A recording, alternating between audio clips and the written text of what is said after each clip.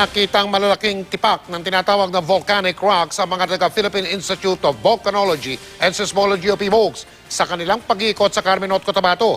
At yan ang sinasabing sentro ng lindol noong Sabado. Pero muling iginiit ng PVOLCS na hindi totoo ang balibalita na may umuusbong na bulkan sa naturang lugar. Mula sa Carmen North Cotabato, nakatutok live po ito, si Haji Rieta. Haji.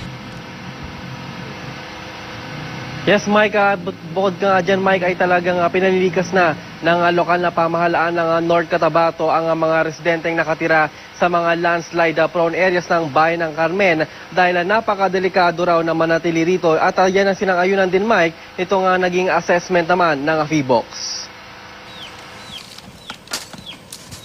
Binabagbak na ni Mang Reynaldo Tidra ang kanyang bahay matapos silang palikasin ng lokal na pamahalaan ng North Cotabato. Wala pang 3 metro ang layo ng bahay niya sa bangin. Bagaman mabigat sa kanyang kalooban na umalis, wala raw silang magagawa. Nalungkot man pero saon mga kwan man. Yahamang kwan. Yahamang istorya nga pabalhin mi dito. Bahala mi nalungkot mi. Amo lang bili wala lang namo. Gawin nyo na lang. Oo, gawin na namon. Sa bahaging ito ng barangay, halos tapos ng gibain ng mga tabi-tabing bahay. Kung makita nyo itong bahay na to ay talagang halos wala nang natitira, no? Talagang ginigiba na kasi mismo ng mga residente itong kani-kanilang mga bahay dito sa bahaging ito. Dahil ayon sa PVOLCS, nakakita sila ng mga bitak sa lugar nito na lubhang napakapanganib, lalo na kapag may malakas sa pagginig dahil posible itong bumigay. Nasanay na kami dito magtira. Sanay na kami. Sana kung pwede pa lang, kung hindi lang ganito talagang nangyari, ayaw namin talagang umalis dito. Kanina, nag-ikot ang PVOLCS sa barangay Kimadzil na sinasabing sentro ng lindol noong Sabado. Nakitaan ng tension cracks ang maraming bahagi ng barangay.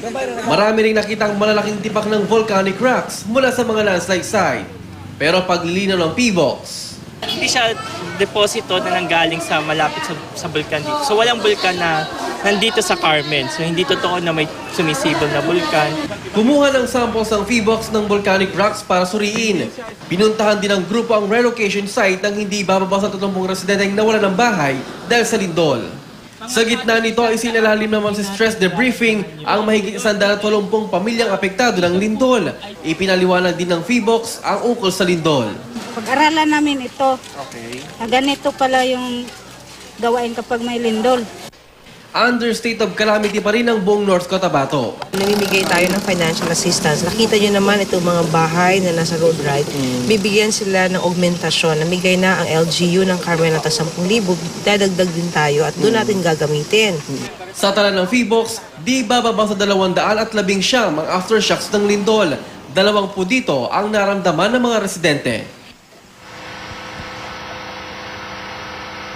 Mike, kaugnay naman sa pagbubukas ng klase ay hindi mo na magagamit itong isang 2-story na school building ng Kibudtungan National High School dahil sa pinsalang dulot nga ng lindol nitong Sabado. Samantalang GMA Kapuso Foundation naman, Mike, ay nakarating na nga sa bayan ng Carmen at ay nasa magbibigay na ng tulong sa mga naapektong pamilya dahil nga sa lindol dito sa bayan ng Carmen. Mike? Maraming salamat, Haji Rieta.